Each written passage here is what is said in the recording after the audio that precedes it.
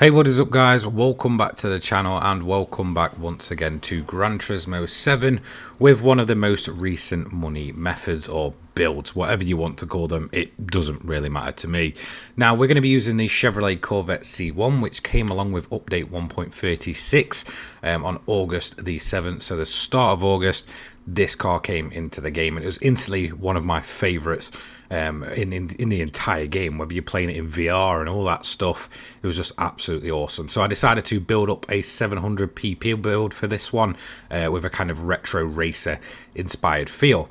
Now, in terms of body modifications, you're definitely going to need the wide body for this one, so go ahead and slap that on.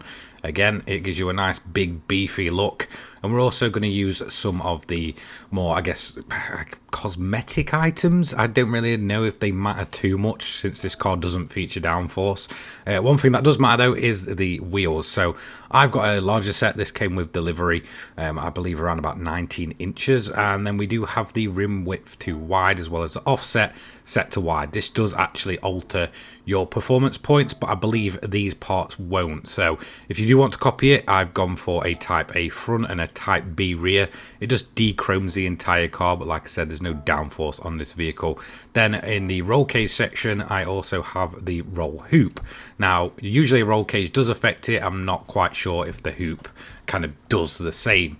In terms of the entire build, this is exactly what I'm running. Racing hard tyres, they have great life for a 700 PP build, and it kind of keeps the car sat pretty much on the edge of 700. Just ensure you've got inters and wets as well. Fully customizable suspension at the front 105, the rear 140, anti-roll bar is 4, compression 40, expansion 50, natural frequency 290 front and 3.05 rear. Negative camber angle is going to be 2.0 for both. Toe angle 0 at the front with a rear of 0.15. Then we have the fully customizable differential set to 25 on the torque, acceleration 40 and braking at 10. Then moving over to here, we have the fully customizable racing transmission set to 290. Now, in terms of the individual gears, feel free to pause at this moment just to make sure that they all match. I believe I've not gone and fine-tuned any of the ratios. I just find 290 is quite good for this car. Ballast is 25 with a positioning of 2. No power restriction on this, so you're getting maximum power output. If we look just towards the top as well, I'm not going to kind of stay on it for too long, but again, this car features no downforce whatsoever. You just can't get any on it, so you don't need to worry about that. We have a racing intercooler, supercharger high-end torque, racing air cleaner, silencer, exhaust manifold, brake system is racing slotted, racing pads, brake controller. Again, you can kind of play about with your brake bias if you want to. Racing clutch and flywheel, propeller shaft is going to be the carbon shaft. Then we have all of the kind of perma upgrades, so bore up, stroke up S, engine balance tuning, polished ports as well, high lift camshaft S, the S standing for the sort of special parts, titanium connecting rods and pistons, racing crankshaft, all the weight reduction stage 1, 2 and 3, and increased rigidity. Feel free to pause at any moment. Now, in terms of the event, if we're using a 700 build, there's only one place we can realistically go to earn good money. Head into Europe, head up here to Le Mans, or the 24-hour Du Mans racing circuit. Head to the middle event, which is the 30-minute event, 550,000 minimum reward for this one, and just go ahead and enter. So that's it for the event and the car setup. However, I'm going to give you a quick rundown on how I've tried to build this car. So obviously this was one of my favorites. Like I mentioned, as soon as this came in the update, I was having a ton of fun, whether that be in VR, building the thing, and eventually I felt like I got it kind of nailed down to, you know, my personal preference. You know, it's got decent handling. Again, you just need a bit of a light foot on the accelerator. If you're going to be too harsh with it, expect it to be kicking out all the time.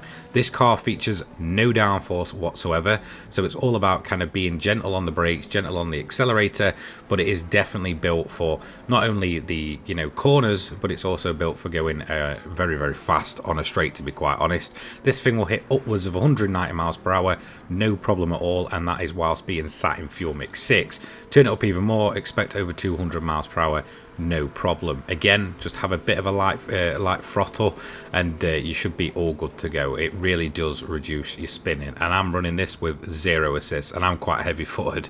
So in terms of the first thing you want to do, put it in fuel mix 6, and that is literally it. You don't need to mess around with the fuel at any other point during the race, unless you kind of end up in a few situations like I'll point out through this run where, you know, you might have to pit, you've got rain incoming, just, you know, boost the engine up and absolutely hammer it to the pits.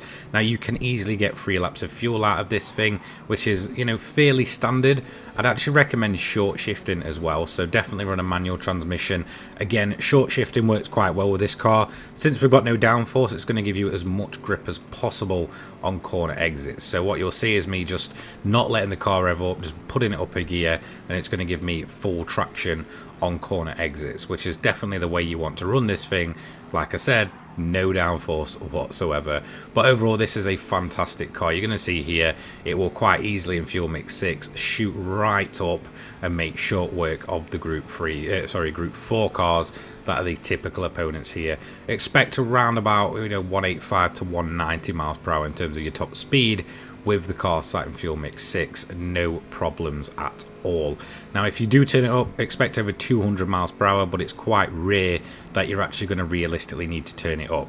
In terms of the overall difficulty, run it on easy, because a lot of the time you will get a chance to just stop and wait at the finish line at the end of lap 6, saving you usually at least around about a minute on average. However, this run I did have to complete a full 7 laps, and I'll kind of explain why. So I overtook the leader just going up this straight here, made short work of the Suzuki, and at this point I just don't need to worry about them. In all honesty, the AI here are just absolute chumps, and they're not really going to go very far. Once you get onto lap 2, start watching the weather radar. It's quite important you do, because this is when your chance of rain is usually at its highest. As you can see, I'm coming towards this sort of mid to end section of lap 2, and you can see on the weather radar to the left hand side we've got a bit of rain formation coming in. However, it did eventually pass us over on lap 3, and you can basically see there's no real rain clouds in it. It's just purely, you know, the cloud itself. There's no kind of patchy bits of rain.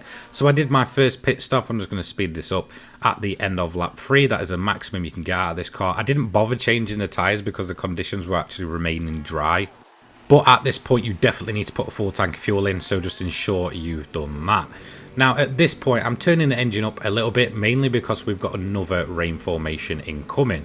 As you can see, I've kind of, you know, overfueled it a bit. I'm on lap 5 here, so I'm kind of in the middle of my run, but I know I'm not going to survive, you know, the full entire 2 more laps. So at the end of lap 5 I did a bit of a, I guess, unscheduled pit stop, and I went for a set of intermediates just to ensure that I've got the rain covered off. Again, I'm just going to fill the car to full just to ensure I've got enough fuel to the end in case I want to run it a little bit higher and finish up the lap a bit quicker than possible. And as you can see, the rain didn't hang around long.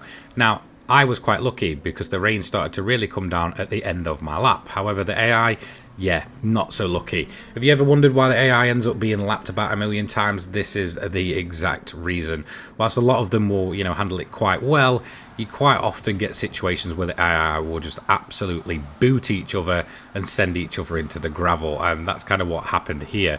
The rain luckily wasn't around too long, so they didn't really kind of get stuck and bring yellow flags out, so when I came to lapping them, it kind of wasn't as chaotic as it could have been, because obviously you can lose the clean race bonus if a yellow flag's out and you kind of begin to overtake and such, so you need to be really careful there. So on to lap 7, as you can see, we've got 3 minutes left, and I'm only around about 3 minutes 14 ahead, so I just went up and finished an extra lap, meaning that was just under a minute over the 30 minutes. Usually you'd be able to stop and wait, but because of the lack of rain really for a long period of time, it essentially meant we had to go and do a 7th lap just because we was, you know, pretty much on the pace constantly. So we completed this in 30 minutes 47.938. Usually you'd be able to get it right over to the sort of 30-minute barrier where it's like 30 minutes in a second if you get to stop and wait. I didn't, but in terms of 7-lap pace, that isn't too bad at all. Our fastest lap was on lap 2, which was a 4 minutes 9.931. Again, fuel mix 6 and a bit of short shifting and fuel saving meant that, well, I wasn't really at my full performance for this car, but that's nothing to really worry about. In terms of the payout for this, it's 825k in those 30 minutes. You can rinse and repeat almost instantly. So in, let's say, an hour and 30 seconds, you can be doing this 2 times for around about 1.6 million plus. So realistically, not too bad. It's a decent money method, and it makes use of the legendary Corvette C1, which is the main aim of this video, to really make use of pretty much all of the cars within the game, so that they don't really end up as useless as they, you know, usually would when Polyphony just throw them in without any real events for them to go to. So that's kind of what these builds are for. You know, if you've got a car that you want to see, put it down in the comments and I'll see if I can get a build going around it.